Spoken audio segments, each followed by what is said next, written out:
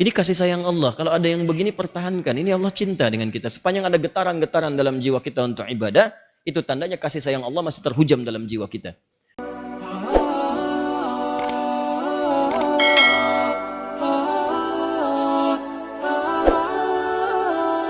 Ustaz, saya seorang perawat ingin bertanya. Baik, saya seorang ustaz ingin menjawab. Jika mampu.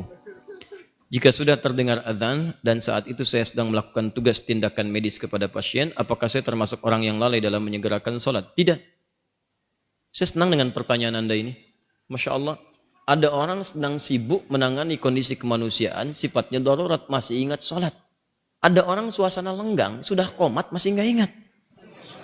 Ini kasih sayang Allah. Kalau ada yang begini, pertahankan. Ini Allah cinta dengan kita. Sepanjang ada getaran-getaran dalam jiwa kita untuk ibadah, itu tandanya kasih sayang Allah masih terhujam dalam jiwa kita.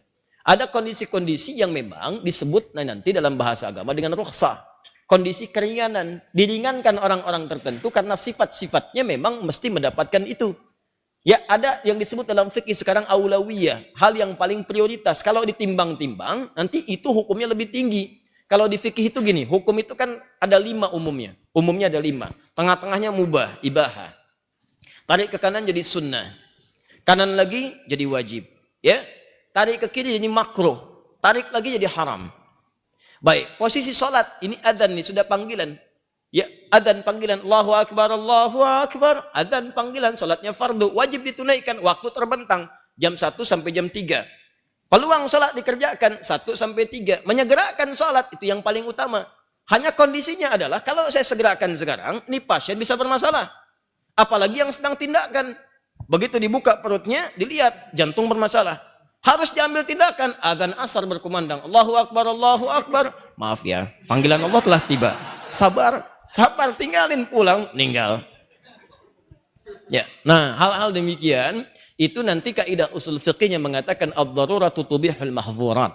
Hal-hal yang darurat membolehkan awalnya sesuatu yang terlarang, itu boleh kemudian ditangguhkan sampai mendapatkan keringanan untuk mengerjakannya. Jadi Anda lanjutkan tindakan medis ini, ya lanjutkan dengan baik, tangani dengan baik, dan di situ kemudian Anda niatkan dan memohon kepada Allah untuk bisa mengerjakan sholat dalam kondisi setelah menunaikan tugas yang telah diberikan itu. Jelas ya? Baik. Allahu ta'ala alam bis-shawab. Sebagai perawat saya memakai seragam, sudah pasti. Ya, dan saat bertugas saya tidak mengetahui apakah seragam saya masih bersih dari najis, semisal percikan urin pasien atau darah pasien. Mustahil. Anda pasti tahu. Cek dulu. Ya, cek dulu. Menurut Ustadz bagaimana menyikapinya? Apakah setiap akan sholat harus ganti seragam? Anda tinggal dicek dulu. Ya, jadi sebelum sholat cek apakah ada percikan. Ya, kan najis itu bisa diketahui dari 3 hal. Ya, kata Nabi ada 3 hal bisa diketahui. Pertama, bisa baunya, cium. Ya, bau urin dengan bau sirop kan beda. Ya. Oh, ini sirop, ini urin. Ya, sirop nggak ada masalah, urin bermasalah, kan? Maka bersihkan. Tidak harus ganti pakaian, bersihkan, cuci dari najis. Bersihkan. Kemudian yang kedua, setelah baunya terasa misalnya tercium, warnanya lihat. Ada perubahan atau tidak? Ini ada noda darah kan kelihatan. Ya, darah merah, darah biru, bangsawan, kan? Nah, kelihatan nampak. Bersihkan. Tinggal rasanya. Waduh, Ustaz, urin bagaimana merasakannya? Nah, kalau rasa ini ghalabatul dhann, prasangka kita yang paling kuat. Kalau bau sudah enggak ada, rasa hilang.